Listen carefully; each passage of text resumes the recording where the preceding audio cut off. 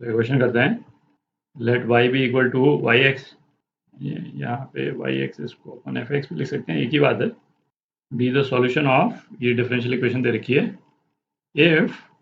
है ना, ये बेसिकली x इजिकल टू 2 है ना, x इजिकल टू 2 पे ये एक्सप्रेशन होल्ड करता है,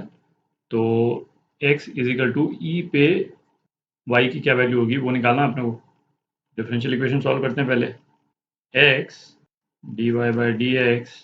प्लस वाई, ये क्या दे रखा है, x ln x, तो है ना दिख ही रहा है, लीनियर इक्वेशन है, d y by d x plus 1 by x y is equal to ln x। Integrating factor निकाल लेते हैं, है ना, पी डी एक्स, जो इस केस में क्या है, डी एक्स अपॉन एक्स, है ना, ये आपका p हो गया, तो ये क्या हो गया, ये ln x हो गया, और इंटीग्रेटिंग फैक्टर ये क्या होता है, e टू द पावर ये,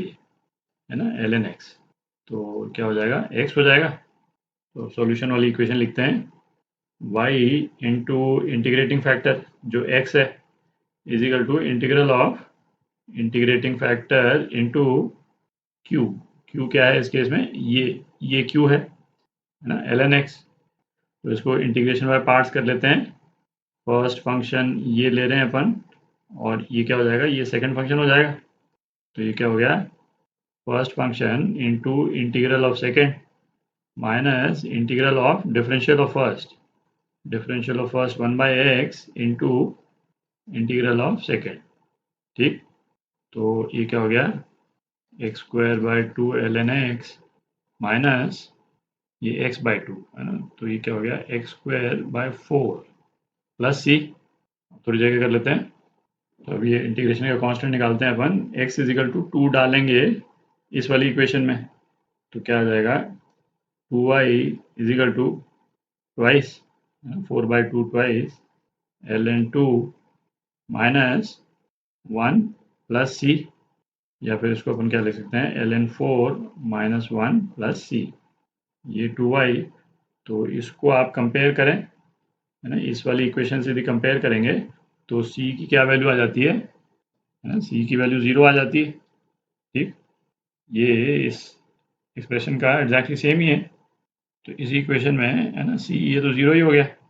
अब इसमें अपन x इजिकल टू ई डाल देते हैं, तो y e equal to e square by 2 ln e minus e square by 4, ये 1 हो गया, ये ई स्क्वायर बाय 4 हो गया, और ई इधर है, तो y जो है वो क्या आ गया, e बाय 4। तो ये आपका आंसर है ना, सी पार्ट। तो ये क्वेश्चन करते हैं, let f be a differentiable function such that, है ना, ये बेसिकली डिफरेंशियल इक्वेशन ही दे रखी है, तो ये लिमिट निकालनी है अपने को। तो पहले तो फंक्शन f निकालते हैं, है ना, फंक्शन f मतलब y की वैल्यू निकालनी है अपने को। तो एफ डैश एक्स क्या होता है, d y by d x equal to 7 minus 3/4 y upon x. तो लीनियर डिफरेंशियल इक्वेशन के फॉर्म में है ना, दिख ही रहा है, d y by d x plus 3/4x, इस तरह से लिख लेते हैं, y इजिकल टू 7, तो इंटीग्रेटिंग फैक्टर निकालते हैं, p d x equal to integral of 3/4, है ना, ये p है बेसिकली,